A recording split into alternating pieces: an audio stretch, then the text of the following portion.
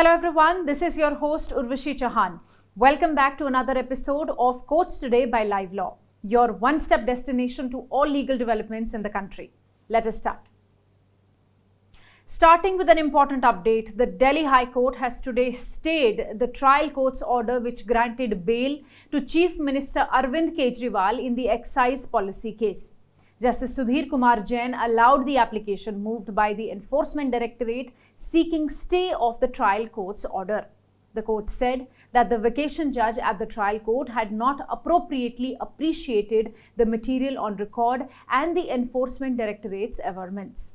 The High Court took objection to the trial judge's observation that the entire voluminous record was not perused.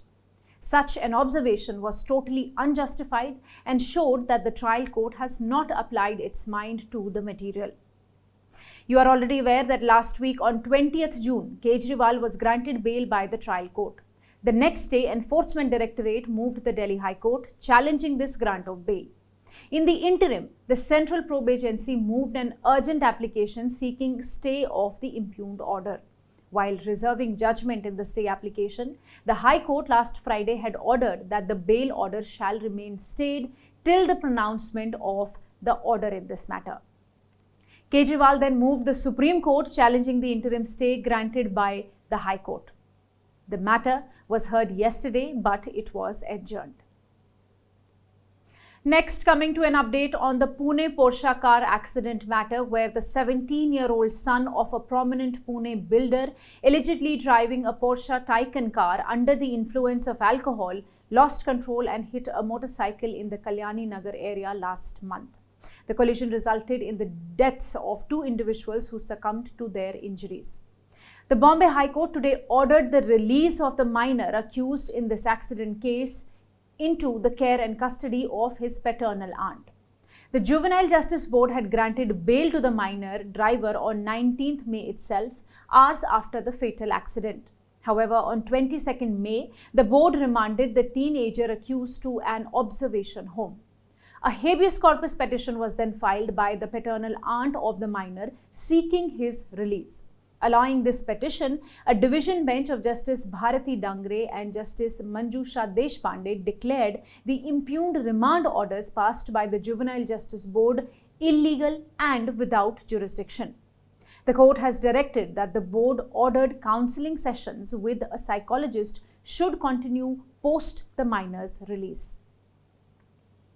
Let me tell you, during the hearing last week, the court had questioned how the Juvenile Justice Board could have remanded the minor accused to an observation home when he had already been released on bail. The bench had remarked that the remand and its subsequent extension completely nullified the effect of the bail. It also questioned the source of power to remand a juvenile to an observation home once bail has already been granted. To read more about this, please visit livelaw.in.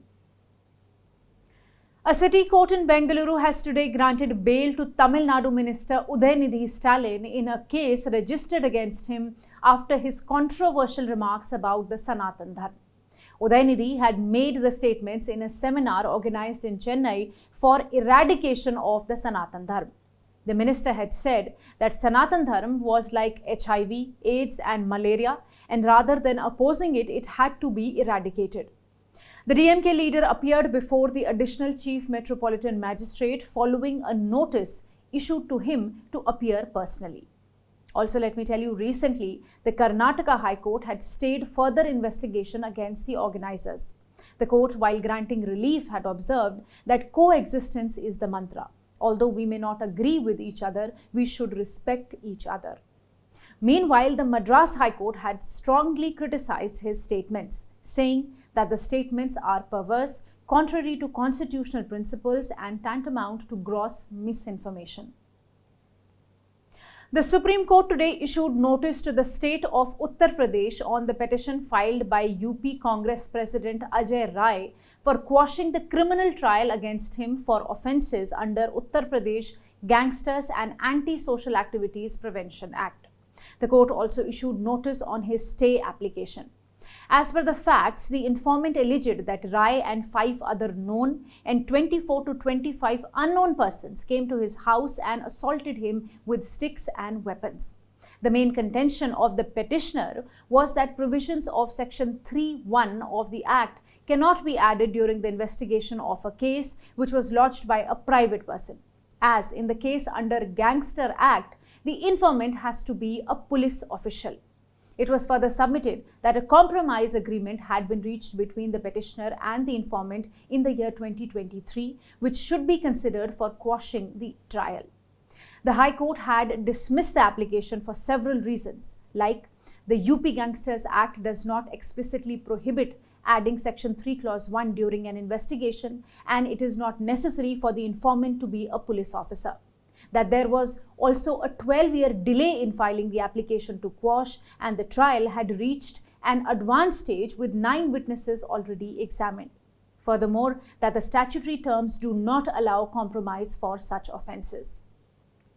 The vacation bench of Justices Abhay S. Oak and Rajesh Bindal was today hearing the challenge to this order of the Allahabad High Court, which refused to quash the criminal trial pending against Rai.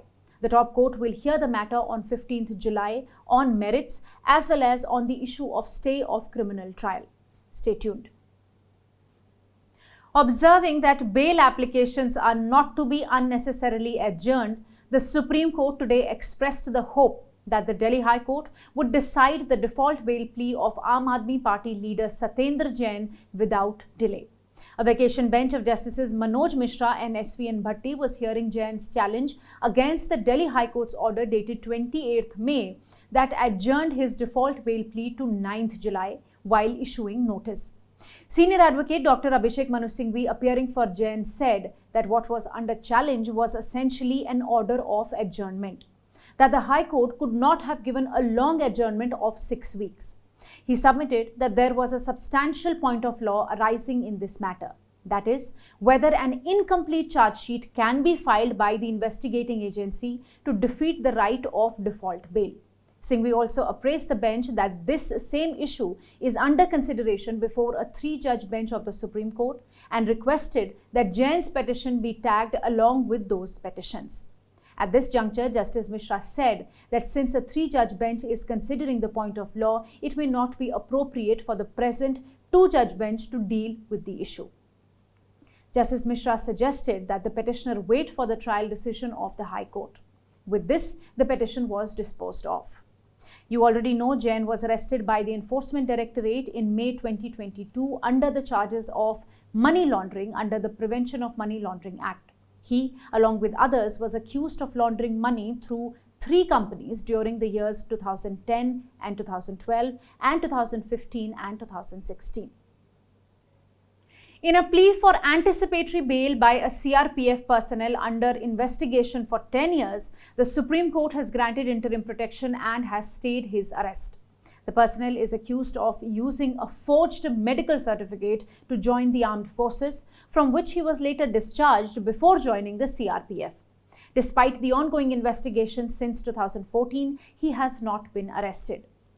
Previously, the Jharkhand High Court denied his request for anticipatory bail, citing the serious nature of the allegations and the need for his custody for interrogation. The personnel then appealed to the Supreme Court, arguing that he is not named in the FIR and is willing to cooperate with the investigation. Considering the decade-long investigation, the Supreme Court issued notice to the state and provided interim relief from arrest. The court noted that if any material is found against the petitioner after he joins the investigation, it will reconsider the interim protection granted. The Kerala High Court has observed that families can often become sites of violence and control for LGBTQIA+ individuals who they need protection from rather than guardianship. The court observed that LGBTQIA+ persons face defiance in society and are subjected to stigma, violence and discrimination from an early age due to societal beliefs and cultural norms. The division bench comprising Justice Raja Vijay Raghavan V and Justice P.M. Manoj made the observation while dealing with a plea filed by the parents of a 23-year-old woman stating that their daughter was illegally detained and living in a toxic relationship with a person of the same gender. The court interacted with the petitioner's daughter, who submitted that she had consciously chosen her partner, but her parents had compelled her to undergo counseling to overcome her sexual identity and orientation by labeling it as a psychiatric issue. The parents submitted before the court that certain persons of the LGBTQIA community lured the daughter to join an online social media group. The court stated that the petitioner's daughter was intelligent and capable of making her own choices. It slammed the counseling report issued by the psychologist for calling the relationship toxic. The court also stated that Article 21 of the Constitution protects every individual's life and liberty irrespective of their identity or sexual orientation. If you wish to know more details about the cases that I mentioned here, you can visit our website at www.livelaw.in. Stay ahead with quick legal updates only on Live Law. Do not forget to like, share and subscribe and support us. You can also support us by donating through the thanks button at the bottom of our videos, or consider becoming a member at just 89 rupees per month.